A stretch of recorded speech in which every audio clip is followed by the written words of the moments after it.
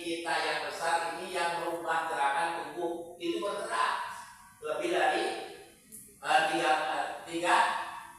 tiga perubahan, tiga bisikan, tiga gerakan.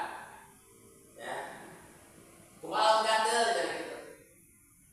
Lamun gatel, kita gagal ulah sampai ka gagal teh. Kalau kita gagal kieu, berapa sih yang kita lakukan? Tinggi, 2, 3 aja. Belum kali kita lakukan. Maka lalu naik gatel kira-kira gatal tidak bisa diangkat gitu ya. Tekan ini aja, tekan. Ini aja. Ini kan tidak apa. Cukup nyium. Ini tidak termasuk berobat, beramal kasir. Kalau dia mah, mau terus sholat kayak rungit, kenapa sampai ada aturan begitu? Supaya sholat kita ini sesuai dengan apa yang Rasul sabdakan, shollu kama ra'aitumuni usolli. Kalau tanpa aturan fikih seperti ini, bagaimana kita bisa mencontoh sholat kita kepada Rasul? Kita tidak pernah melihat bagaimana Rasulullah SAW sholat, betul? Ya para sahabat dulu nggak perlu pakai fikih, Pak. Kalau mau sholat benar ya tinggal sholat di belakang loh. Kalau kita bagaimana kalau tanpa aturan fikih? Ya kalau dibilang bid'ah ya bid'ah gitu, karena sesuatu yang baru yang tidak ada di zaman Rasul. Nah, tapi bid'ah bukan bid'ah dhalalah. Dan bid'ah itu terbagi dulu, bid'ah hasanah dan bid'ah dhalalah. Sesuatu yang membuat amal kebaikan semakin baik, itu namanya bid'ah hasanah. Mana contohnya?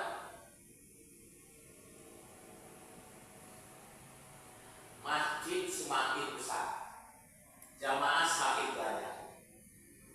Lalu Anda ngaji tidak pakai speaker, kira-kira terlihat si anak nggak? Terlihat si anak nggak? Terlihat, tidak terlihat kalau tidak ada speaker, walaupun aina mogah masjidnya. Saya mau tanya, zaman Rasul ada nggak ini? Nggak ada. Berarti sesuatu yang tidak ada zaman Rasul namanya apa? Bid'ah.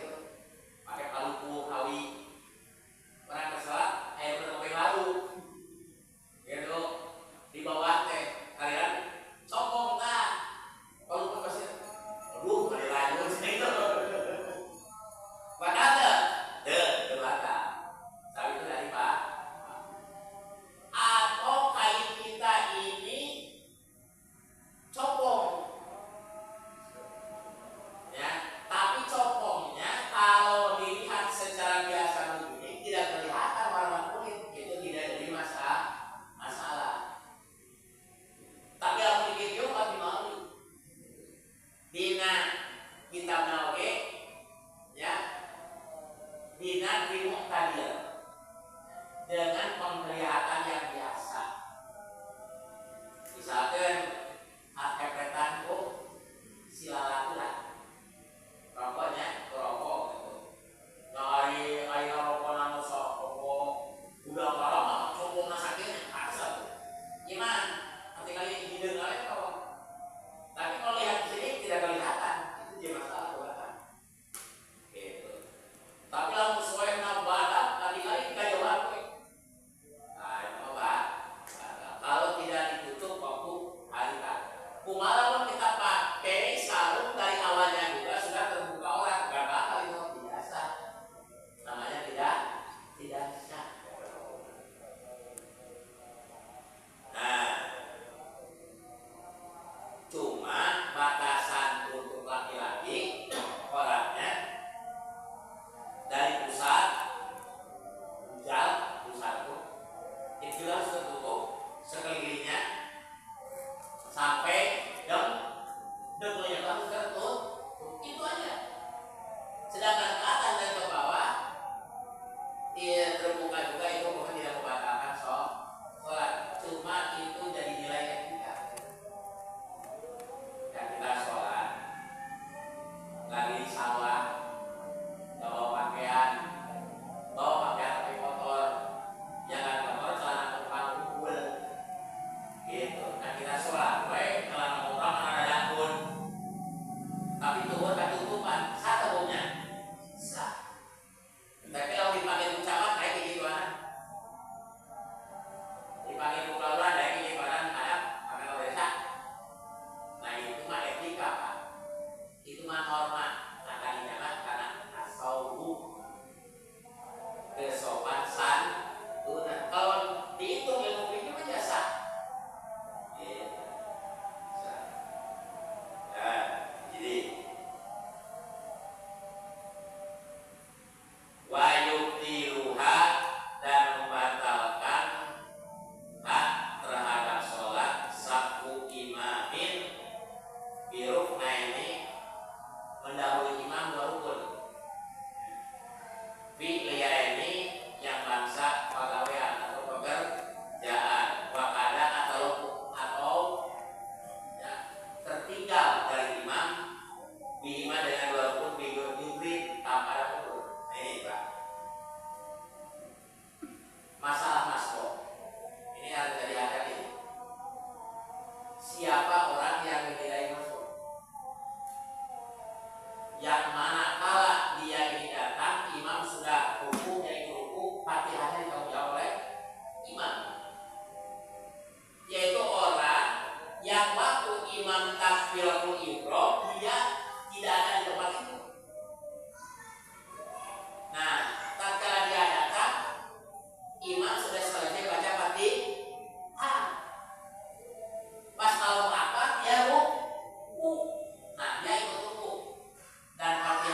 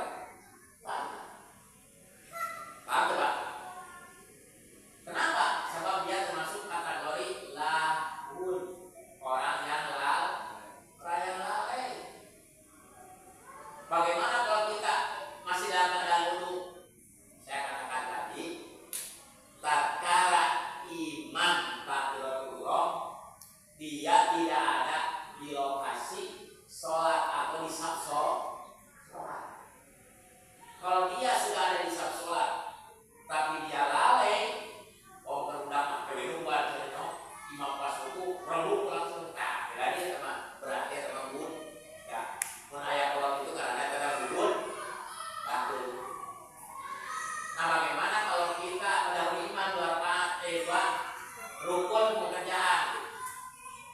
Mana dua rukun pekerjaan? Ruku. Imami nadina ruku. Itidal.